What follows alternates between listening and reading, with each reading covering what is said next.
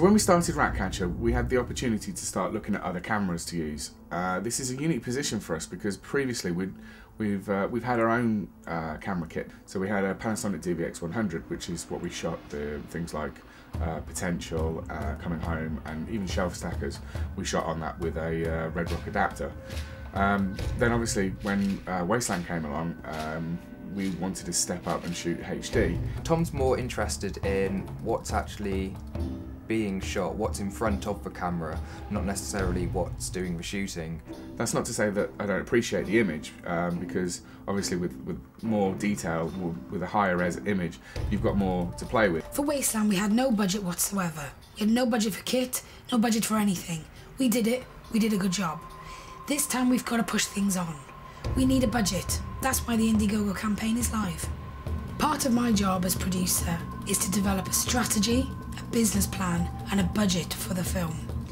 That means we need to put money aside for things like kit. My job as the director of photography, really at this stage, it's to look into the camera and kit which we'll be using on the shoot and just really seeing what is available out there. Which one would you be more interested in? I mean, there's the options of the C300, the FS700 and the Scarlet. Initially, I was interested in C300 just because of the image quality I've seen come out of it. It can be absolutely stunning. The FS700 and the C300, they're not 4K though, are they?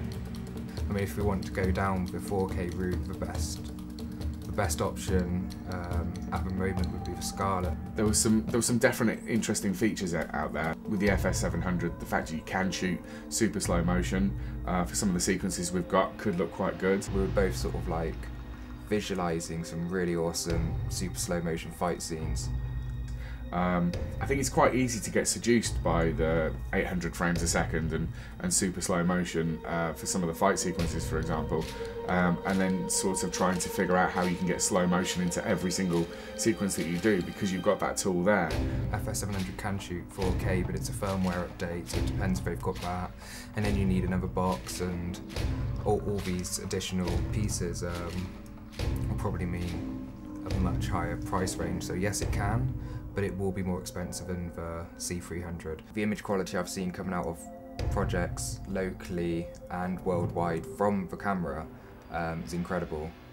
Also, I knew that the C300 would be able to rent within our price range. The C300, it looks a great camera, really good image, and that does do a bit of slow-mo.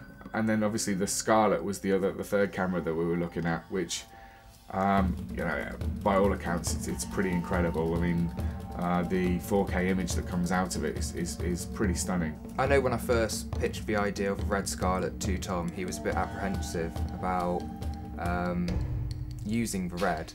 It's something he's never really used before, and it's a completely different beast to, say, the C300 and the DSLRs and the FS700 and cameras we've used before. I think I thought at first the Scarlet was just way outside of our budget and we probably shouldn't even really be considering it. Do we need the kit? We do really, really well with what we've got.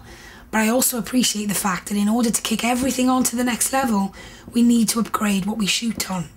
So after doing some more research and looking in and taking into consideration the whole kit package which we'd need, so it's not just the camera, it's the lenses and everything else, I came across Cinebugs, and they offered a Red Scarlet package with everything you need. It's a bit more than the C300 and FS700 that we've been looking at, and with the Scarlet being perhaps pushing the budget a bit higher for the camera rental, you know, he was a bit dubious about the advantages of shooting red. So I suggested to Tom, well, why don't I contact Cinebugs and we'd go down to Surrey and they can really show him what the Scarlet can do for us and why it's such a huge advantage to be able to shoot 4K. Me and the director of photography, Chris Newman, are going to head off to Surrey to check out a camera rental place and see what options there are for us out there within the budget that we've got to work with,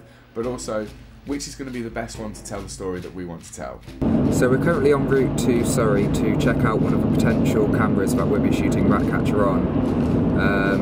It's quite an exciting time at the moment because it's our first chance really that we've been able to look at other cameras outside of what we've actually got within our network. Yeah, it gives us a chance to have a look at a camera that's right for the project that the aspects that we want, things like slow-mo, high quality image. In the past we've been able to use the DVX100, which is a camera that we use for corporate work, and then also the Panasonic GH2. So we've been down to Cinebugs in Surrey and I had a look at the Red. Fortunately we were able to look at the Red Epic, as the Scarlet was actually out at the time on a different shoot. The Red Epic essentially is the same camera as the Scarlet. The Scarlet's just held back a bit, it can't do as many frame rates, and there's a few other little technicalities that it can't do. Cinebug set the Epic as 4K, 24 frames per second, and also showed us the slow motion capabilities that the Scarlet would be able to do on the Epic. And we were just completely blown away by the level of detail. The Scarlet, or the Red kit that we saw, was pretty impressive, and I think that's probably where we're going to look to, the camera that we're going to look to use.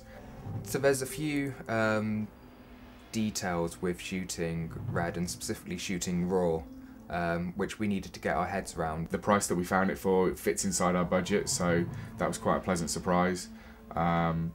The kit that it comes with has got all the bits and pieces that you could possibly need. I'm a little bit apprehensive about some of the things. For example, storage is going to be a situation that we're going to have to look into. The battery life was another worry, but the kit comes with 4 batteries, so that should keep us going a little bit. So after discussing with Tom and Chrissa really the benefits of a Red and looking at the other options, I think the Scarlet is the camera we really want to shoot on for this project. And the benefits of spending the extra couple of £100 outweigh not, if you know what I mean. I was quite surprised when the guys had tried out the camera that they were after. They came back to me under budget. I was mighty impressed. Using kit like the Red Scarlet really makes my job that little bit easier because everybody sits up and takes notice of what we're doing. We suddenly become the serious filmmakers that we keep telling people that we are. And actually the camera doesn't look as, or doesn't seem to be as scary to use as what I first imagined. Obviously I won't be really using it that much. Chris Newman, our director of photography, will be the prime person in charge of using the camera, so I believe he's pretty excited about the possibility of using the Scarlet and using something that A, shoots 4K, and then, you know, being able to shoot RAW and having room to play with the grade after we've shot it. So yeah, it's pretty exciting, the idea of shooting on the Scarlet.